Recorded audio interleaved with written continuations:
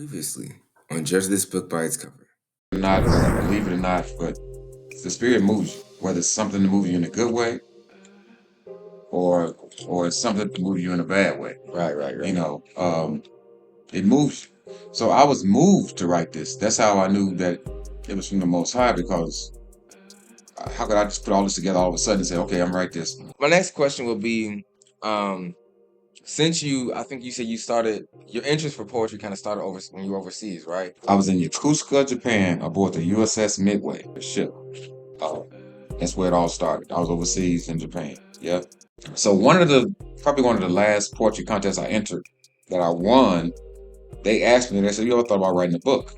And I said, I'll think about it. And I just kept writing. So I think that's kind of cool because you were overseas when you were writing some of the stuff, but it's like stuff that we as the people experience in America. So I feel like it kind of shows how even when you're overseas, like it was still upon your mind as a black man. Like, wow.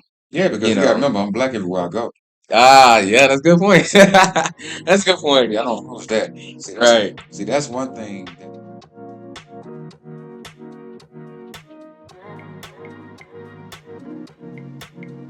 I think that's kind of cool because you were overseas when you were writing some of the stuff, but it's like stuff that we as the people experience in America. So I feel like it kind of shows how even when you're overseas, like it was still upon your mind as a black man. Like, wow. Yeah, because you gotta remember, I'm black everywhere I go. Ah, yeah, that's a good point. That's a good point. I don't lose that. See, that's one thing that we carry everywhere we go. Before I open my mouth or before I say anything, when I walk into a room, the first thing they say, okay, it's a black guy. Yeah. And they already got assumptions already. Yeah.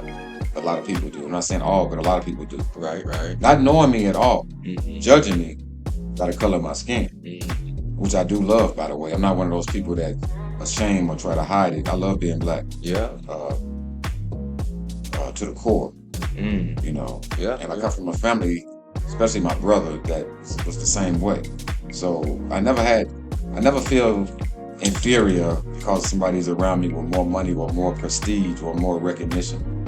I know who I am. Right. Now I didn't always feel that way. Right. I didn't have the self-esteem that I have now. Well, like I say, that goes back to the spirit too. I don't take no credit for that. Something else that I feel like a lot of people will want to know about you as a poet is, what poets would you say inspire you? Oh yeah. Probably number one on my list, because I've checked out a lot of ones. Actually, I wrote a poem called "Those Who Came Before Me," and it's dedicated to a lot of the poets that came before me, like Phyllis Wheatley and Langston Hughes. Oh yeah, real quick. I know, like when it comes to talking about favorite poets, you have probably a lot, but try not to include me because I know I'm probably in the mix of that too.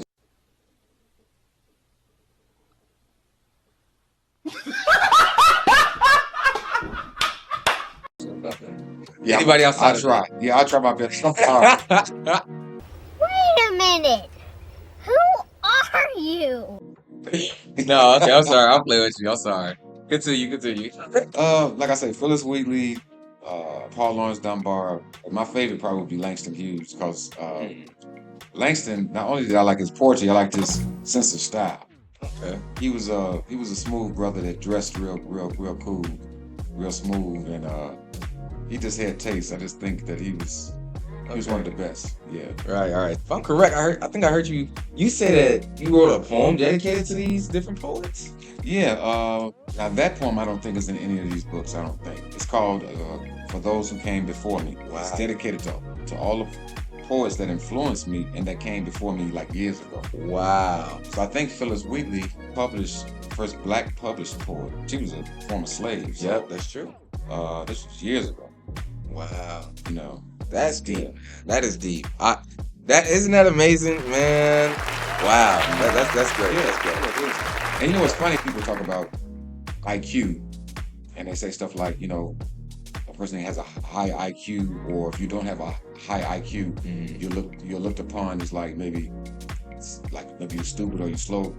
IQ is ridiculous, because a person can be a natural speaker or a natural mechanic without having any schooling, and they might have a low IQ. Yeah. Because IQ, if I'm not mistaken, is like the range for average IQ is like from 85 to 115. That's the average, right? But you might have a person that's a genius, but on the terms of IQ, they might not match up. So I don't. I know I haven't even taken I don't even think I took an IQ test before. I don't even think. I haven't either. I wouldn't even be in the count. They can keep the IQ over there. Right. Yeah. We don't need that. I suppose we above your little IQ score. We good.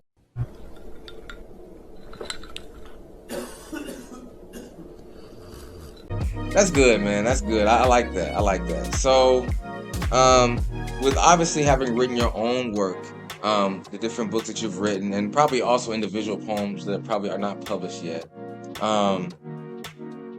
Even though you have these things that you can perform at any given time, have you ever performed any poems that were written by anybody else or other poets? It's a very good question. Nobody's ever asked me that. I have. It's been very few though. You know, and it's not because of disrespect. Actually, it's for the ultimate respect. Because I feel like if you wrote it, you should say it. That type of thing. But I have done other people's. Very few. I can count it on one hand. Like there's a poem called Black Woman. I don't know exactly all the words to it. It was by Tupac Shakur. Tupac, definitely a poet. He had a poem called Black Woman. It was beautiful. I can't think of exactly how it went, but I read that. But when I finished, I always said by Tupac Shakur. I didn't say by me. Right. I didn't say Poetry King pen or nothing. Yeah. You know. And other than him, I'm trying to think, was it somebody else? It might have been two people, Tupac and somebody else, because I just never really, unless another poet wants me to read it. Let's say they have a problem reading, even though they're good at writing, and they say, "Can you read my poem?" And I have no problem doing it. Okay. Because I do open mic. By the way, I do open mic too. So. Okay. That's great, man. That's awesome. How old were you do you know how old you were when you first started like writing overseas? Like, I was in my 20s. Well, maybe late 20s, man. Late 20s. Okay. Yeah. That's cool. Did you have any friends or family members that like were writing poetry prior to early 30s? I don't remember. It's okay. Yeah. You can't pinpoint it. I know it was years ago, so yeah. But like I said, were there any friends or family that you had that they were kind of writing and?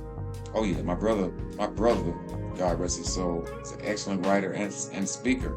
He wasn't a poet. Right. Okay. But he was excellent. He wrote stuff like short stories and novel type of things. Wow. He was excellent. His penmanship was great. Handwriting was great. Public speaker, excellent. And it's funny too because I was just the opposite. I was always shy and timid, and I would always say, "You'll never see me stand in front of an audience." And then years later, I went to the poetry convention in D.C. Here I am in front of thousands of people reciting poetry. So you never know which way God's going to move you or take you. Wow. Okay, so this is a question like I feel like is important. So, of course, writing is one thing, and then reciting it is another, right? Right. So, man, like, I don't even know how to put this. Okay. Do you know where were you when you first actually stood up and recited? Like, was that overseas too, or was that? No, that was back here. in the States? That was here. I think. You know what? It was in Chicago. I do remember now. It was in Chicago. Oh, I can't think of the name of that place. I think it was called the Chopin Theater, if I'm not mistaken. Shout out to Chopin Theater if y'all still around. Shout out. It was in Chicago, and I did little joints in Gary, Indiana. But I think when I really first started doing it on stage, it was at Chopin Theater. And it was a little small place. And I was, it's funny you should ask that because, like I said, my brother was a natural speaker with confidence. And I was always shy and kind of timid. So when I got up there, my knees were physically shaking and knocking when I was saying it. And I know the people had to see it because, I'm saying he was shaking in the sense you could see me shaking. I got scared. I dropped my hot pocket. Oh my goodness. I was petrified. But I had a love of poetry, so I got up there. Right. Wow. I appreciate all the love and support when you all view and like what I record. Whether friend, family, or interested viewer, your contributions keep this channel flowing smoother. I'm trying to load this channel with hundreds of videos, like I'm producing episodes from your favorite TV show. Hit the notification bell and please subscribe. so you can experience the journey right by my side. Thank you.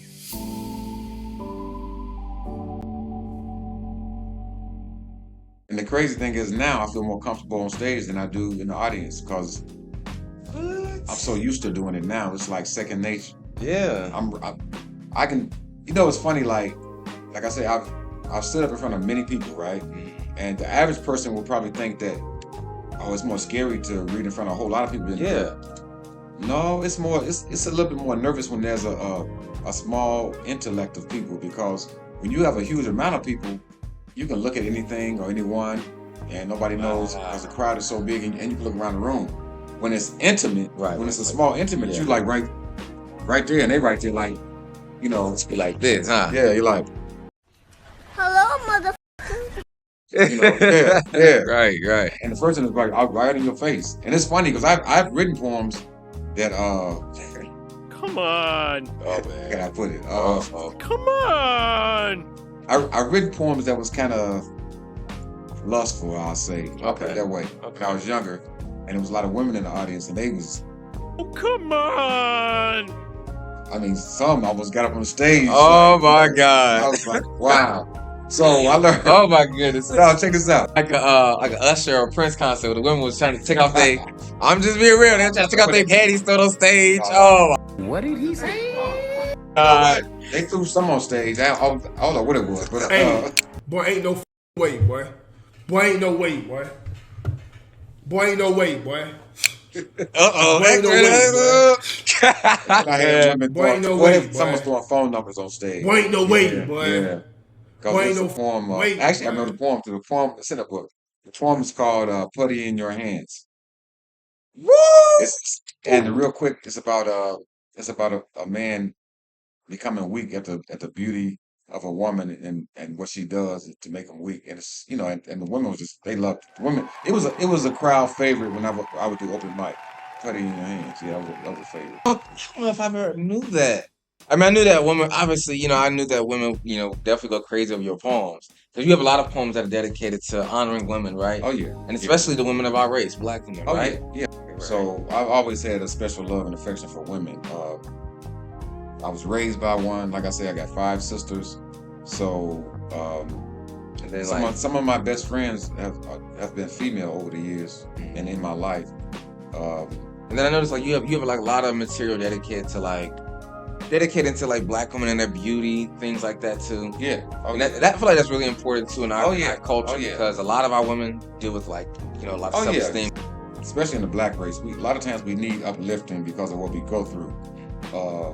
Black women, have been taken advantage of, disrespected, oppressed, and us as black men, of course, we know what that's about because we've been the same way. But as a woman going through all of that, and they got to deal with all that. Then they have to deal with the standard of beauty in America was blonde hair and blue eyes. So they have to deal with that also. So it was never my standard of beauty because, I come from a black woman. So the highest standard of beauty that I could imagine would be a black woman. That's beautiful. I always try to give them their shout outs. Now, I have written other poems too. I talk about some of the things that they got faults like anybody else. But I always uplift them. I try to. Like poems like Soul of a Woman or Mahogany Brown. That's good. There's nobody that I can say on the face of the earth that's more beautiful or strong at the same time. Right. You take beauty and strength and put it together than a black one. You're gonna start getting emails after this one, right? You Bring gonna 'em start getting, you say, what's his name? But I mean, there's other women that's beautiful in this world, but when it comes to a black woman, they're at the top. Okay. They're at the top. Hey, well, you heard it from the man himself. Wow.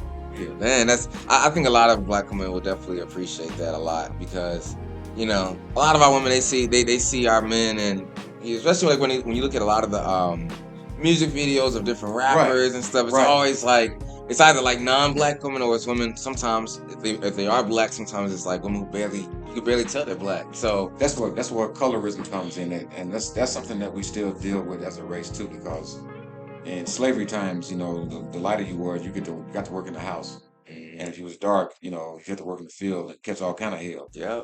So even though we're not in slavery anymore, I mean over here, because I know slavery probably still exists in different places. Right. We still deal with colorism. You know, like you say in all the videos, they got light-skinned black women. You know, almost like dark-skinned black women don't exist. Exactly. Right. Like they don't exist. But it's gotten a little better because I remember back in the day, all you saw was light-skinned or red bones in rappers' videos, and R&B singers' videos. Yeah. And I'm sitting up here like, what about the darker the berry, the sweeter the juice? What about the black beauties, man? Yeah. Come on, what? Now let me say this real quick too, and I'm not saying this to be braggadocious or nothing like that. I'm just saying in reality, in my lifetime.